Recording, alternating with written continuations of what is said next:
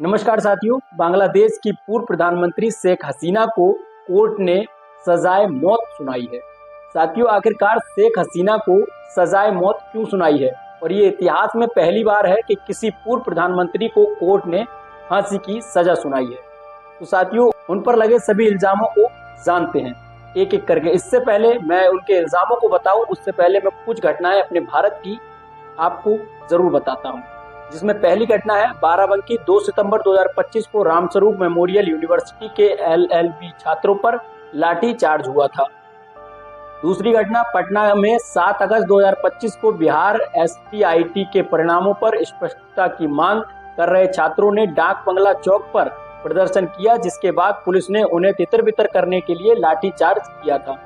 तीसरी घटना दिल्ली 23 जून 2025 को राष्ट्रीय राजधानी में इजरायल दूतावास के बाहर विरोध प्रदर्शन कर रहे छात्रों पर और कार्यकर्ताओं पर लाठी चार्ज किया गया था। चौथी घटना है हैदराबाद 2 अप्रैल 2025 को हैदराबाद विश्वविद्यालय परिसर में पुलिस ने छात्रों को कंचा गाचीबोवली में 400 एकड़ भूमि तक पहुंचने से रोकने के लिए लाठी चार्ज किया था। अब आप सोच रहे होंगे कि मैं इन घटनाओं को अपनी इस वीडियो में आप लोगों को क्यों बता रहा हूँ। ये सारी घटनाएं शेख हसीना बांग्लादेश की पूर्व प्रधानमंत्री से बहुत ज्यादा जुड़ी हुई है। साथियों, आइए जानते हैं उनके ऊपर लगे सभी इल्जाम। बांग्लादेश की पूर्व प्रधानमंत्री शेख हसीना के साथ इस केस में 2 लोग और शामिल हैं, जिसमें एक है बांग्लादेश के पूर्व गृह मंत्री असदुज्जमा खान और दूसरे पुलिस चीफ अल ममून। साथियों, इनका बहुत बड़ा रोल है इस केस में। आइए जानते हैं इन पर क्या इल्जाम लगे हुए हैं। पहला इल्जाम है हत्या की कोशिश और टॉर्चर का इल्जाम था। कहा गया कि तीनों आरोपियों ने अपराध को बढ़ावा दिया, मदद की और उन्हें रोकने में नाकाम रही। इसके मुताबिक आंदोलन के दौरान पूर्व गृह मंत्री असदुज्जमा खान ने और पुलिस चीफ अल ममून ने नियत्ते छात्रों पर प्लान के तहत हमला करने में मदद की। इसमें पुलिस और आवामी लीग पार्टी के हथियारबंद कैडर शामिल थे। दूसरा इल्जाम है हसीना ने प्रदर्शनकारियों को रोकने के लिए हेलीकॉप्टर, ड्रोन और घातक हथियारों के इस्तेमाल का आदेश दिया। असदुज्जमा खान और अल ममून ने इसे लागू कराया। इस आरोप में हसीना को आजीवन कारावास सजा सुनाई गई है। तीसरा जो इल्जाम है वो है रंगपुर शहर में हसीना के आदेश पर फोर्स और आवामी लीग के कैडरों और कार्रवाई के लिए उकसाया अबू सैयद नाम के एक छात्र पर गोलियां चलाई गई। 5 अगस्त 2024 को चाखा पुल में 6 निहत्थे प्रदर्शनकारियों को गोली मारकर हत्या कर दी गई। अभियोजन पक्ष का कहना है कि ये हत्याएं जानते बूझते हुए की गई। इसके लिए हसीना और असदुज्जमा खान को मौत की सजा सुनाई गई है। इन पर इल्जाम है ढाका के असूलिया इलाके के 6 छात्र प्रदर्शनकारियों को गोली मारी गई।